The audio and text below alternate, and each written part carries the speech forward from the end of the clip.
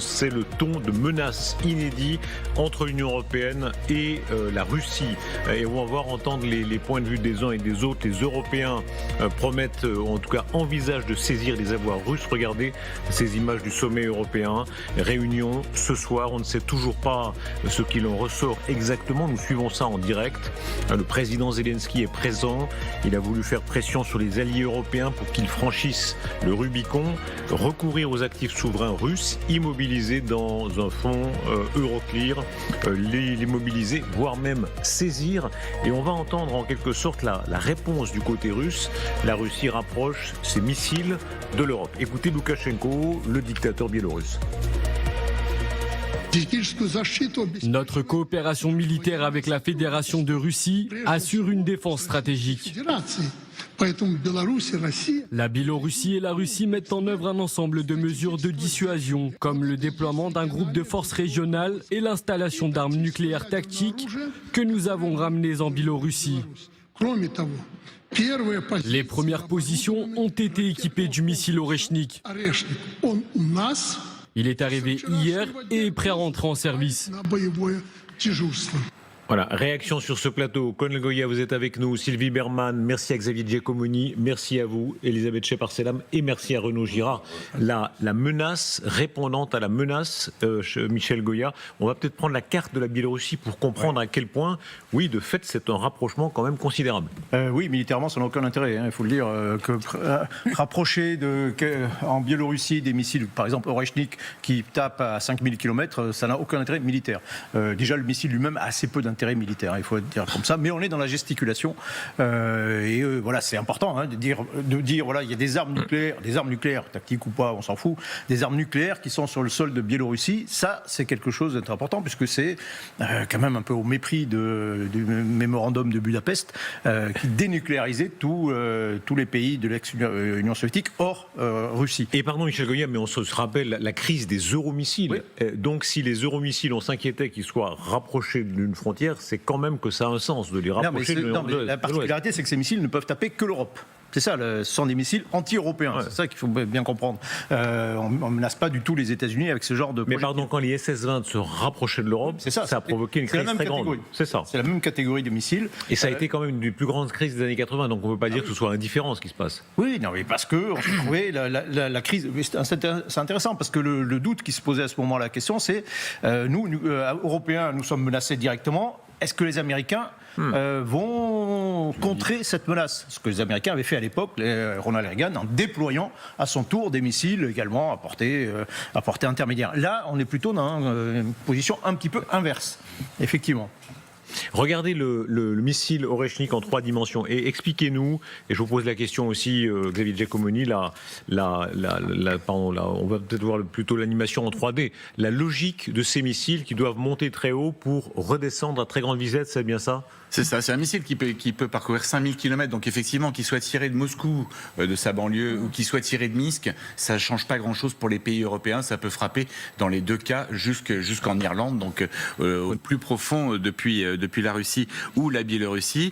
La particularité, c'est que c'est un missile qui va extrêmement vite, il va jusqu'à Mach 10 en phase descendante, et surtout, il a une ogive qui mirve, c'est le terme technique, qui se sépare en 6 plus petites ogives pour aller... Ce qui fait qu'il est très difficile à intercepter. Soit on intercepte le missile à son départ. Donc s'il est à Minsk, à la limite, c'est plus facile de l'intercepter que s'il est à Moscou d'ailleurs. Et une fois que c'est parti, c'est très difficile. On ne peut plus faire grand-chose. En revanche, les ogives sont faites pour porter des charges nucléaires. Avec des charges conventionnelles, elles sont beaucoup moins efficaces. Il y a eu un seul tir connu pour le moment de ce missile. C'est sur Dnipro, sur une usine aérospatiale, où visiblement, ça a fait très peu de dégâts. Sylvie Berman, on est frappé quand même. Les militaires nous disent, en réalité, de toute façon, les arsenaux sont là, donc il n'y a pas de changement. Mais politiquement, c'est un message très fort. Oui, c'est un message fort. Bon, c'est évidemment symbolique. Ce qu'ils disent, c'est que ça peut atteindre Londres en 8 minutes. C'est vrai que si ça part de Moscou, ça sera peut-être 9 minutes ou 10 minutes. Donc fondamentalement, ça ne change pas grand-chose. C'est mouiller également la Biélorussie dans cette affaire nucléaire.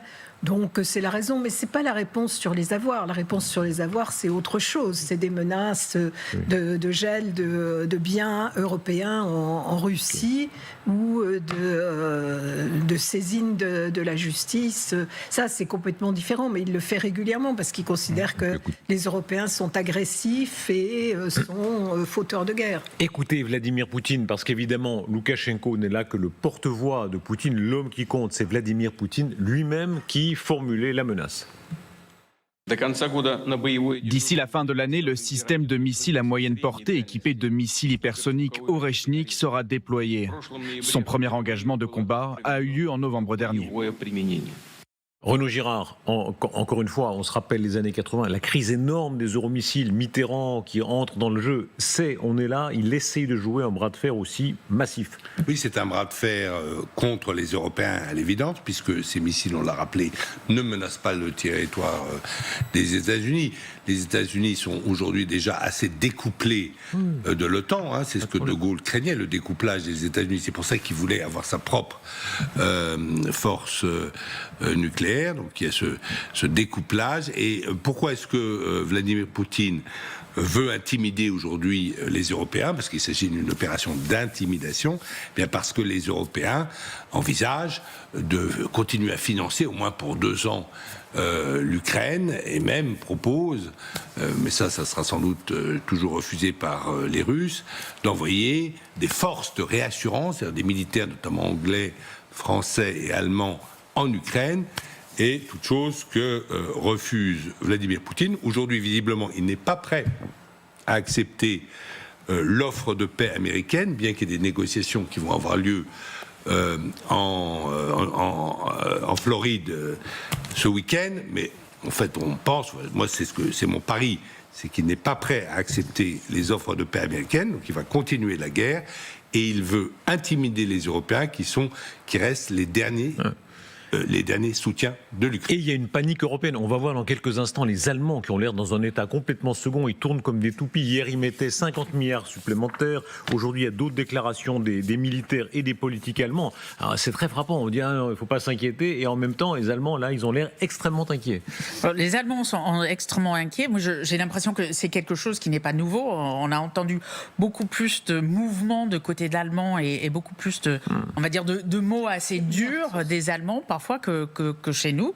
Bon, Enfin, c'est pas nouveau. Attendez, Pistorius dit c'est le dernier été avant la guerre. On peut pas dire que ce soit très... Ces dernières semaines, ces derniers mois. C'est pas d'hier, mais effectivement, c'est des derniers mois. Je pense que à la fois, c'est quelque chose qui ne doit pas faire peur, mais doit faire bouger. Je pense que c'est l'objectif des Allemands, c'est à la fois de faire bouger budgétairement, parce que c'est aussi ça la question aujourd'hui, c'est le financement de tous ces projets de renforcement de la défense. Et puis aussi, moi je pense que c'est vis-à-vis de la société, parce que les Allemands ont le même problème, c'est-à-dire le recrutement et l'engagement de la société dans cet effort de guerre, ou en tout cas de préparation à la guerre. En particulier parce que l'AfD est totalement hostile à la possibilité d'une guerre contre la Russie et que les Länder de l'Est sont très réticents.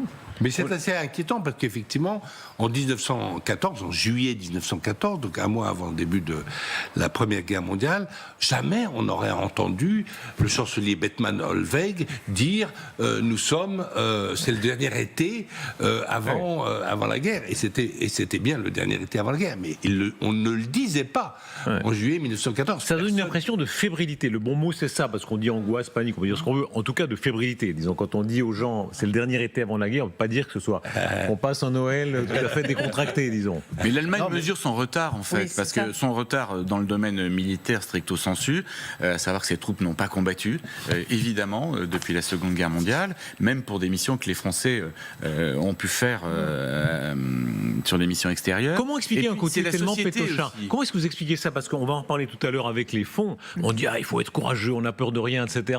Mais quand on dit mais il n'y a qu'à saisir les fonds, oula, c'est très compliqué. Alors là, pour le coup, on risque d'être être attaqué en est en justice. pointe pour faire plier le Premier ministre belge. Les Belges les Belges, ouais. qui sont pétrifiés, paralysés de peur. Hein. On a des déclarations qui sont hallucinantes quand même. Hein. Ah, mais vraiment. Sur la Russie, attention, il ne faut pas que la Russie perde la guerre parce que c'est une puissance nucléaire. Dans ce cas-là, on touche pas, on fait rien, quoi. Donc les puissances nucléaires peuvent tout faire, quoi, en réalité. Regardez la démonstration que les Russes ont menée, c'était à Dnipro. Vous y faisiez allusion tout à l'heure, Xavier. Alors, il a été tiré une fois, mais expliquez-nous bien. Le missile Oreshnik, en l'occurrence, était tiré sans charge nucléaire et d'ailleurs avec une charge sans aucune charge. Donc c'est simplement on a tiré le vecteur. Mais ça va tellement vite de toute façon que la vitesse avec la puissance cinétique, ça provoquait des grosses destructions. Mais la particularité, c'est que c'est effectivement le premier missile à vocation nucléaire, il fait pour porter charge nucléaire, qui a été utilisé conventionnellement. Et je pense que la menace, la véritable menace, c'est pas des missiles nucléaires, ils en ont des centaines qui tirent plus loin, qui sont plus puissants, etc. Mais la vraie menace pour les Européens, c'est de dire, si il était utilisé conventionnellement sur une ville française, par exemple. Et là, on ne peut pas l'arrêter, pour l'instant. On pourra peut-être dans quelques temps avec nos nouveaux missiles. Pour l'instant, on ne peut pas l'arrêter. Répétez-moi ça, parce que là encore, pour notre Noël, ça met une ambiance tout à fait sympathique. Ça veut dire qu'une machine comme ça, envoyée sur une ville française, ne peut pas être arrêtée. Alors, il a deux caractéristiques. Il est très rapide, évidemment, comme tous les missiles balistiques. Mach 10, c'est très, très, très rapide. Et on a tout objet qui est... 12 500 km/h pour faire la traduction. Ensuite, il serait peut-être manœuvrable. Alors, il a une trajectoire qui est, on appelle ça déprimée, qui est relativement basse, il va très vite effectivement, il est peut-être manœuvrable. Qu'est-ce qu'on voit ? Moi j'étais... Expliquez-nous s'il vous plaît. Moi j'étais vraiment nul de chez nul en physique, j'en faisais encore des cauchemars au moment des examens. Qu'est-ce qu'on voit physiquement quand on voit cette espèce d'auréole qui apparaît quand l'Oreshnik... Là c'est la rentrée dans l'atmosphère, tout simplement, c'est l'entrée dans l'atmosphère, il a déjà éclaté ses 6 ogives. Ah oui, donc c'est pour ça qu'il y a plusieurs points d'impact. Oui, il y en a 6. Il y a 6 points d'impact. Comme ça va tellement vite comme ça dans l'air, ça brûle en fait, ça chauffe. L'image est impressionnante parce qu'on a presque l'impression d'une explosion nucléaire, cette espèce de halo lumineux au-dessus de l'ogive qui explose au sol. Alors, les Ukrainiens disent que sur l'usine visée, ils ont eu quasiment pas de dégâts ou très peu de dégâts. On n'a pas pu vérifier in situ. Les Ukrainiens sont très chatouilleux sur tous les objectifs militaires. J'en ai fait l'expérience. C'est difficile à vérifier. C'est pas fait pour être lancé conventionnellement, quoi. À la limite, un Iskander avec une tonne d'explosifs aurait été plus efficace. Mais vous voyez, l'énergie est considérable, puisque vous parlez de physique, parce que l'énergie, c'est un demi de MV2. Donc c'est la vitesse au carré. Donc vous imaginez que si c'est 11 000, 12 000 km/h au carré, c'est une énergie cinétique absolument extraordinaire. C'est pour ça que vous avez ce genre. Mais ce que je veux dire, c'est que ces ogives, elles ne sont pas très précises en réalité. Voilà. Elles sont faites pour porter des armes nucléaires, donc il n'y a pas besoin d'avoir une précision au mètre près à la tombée. Et un objectif, un projectile conventionnel qui n'est pas précis, en réalité, c'est pas très efficace. Mais on ne peut pas l'arrêter.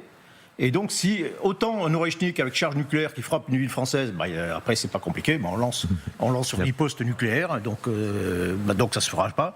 En revanche, une frappe conventionnelle sur une ville française, avec ça, nous, on n'a pas l'équivalent. On ne peut pas l'arrêter, on n'a pas l'équivalent. Donc, et là, ça tomberait forcément quelque part et ça ferait forcément des dégâts. L'image est extrêmement impressionnante et en fait, dans un premier temps, ce que veut Vladimir Poutine, c'est faire peur aux opinions publiques occidentales européennes pour leur dire arrêtez de soutenir l'Ukraine, autrement ça va mal se terminer. Loukachenko, lui, il est ravi de pouvoir exhiber ce missile devant le 7e congrès du peuple. Vous avez vu l'assistance tout à l'heure, c'est assez phénoménal. On se croirait quasiment en Chine dans les mêmes circonstances. Et puis de toute façon, il n'a pas le choix, il est totalement lié à Vladimir Poutine, il ne peut pas s'en défaire sous peine de risquer énormément pour son pays et pour sa vie à lui.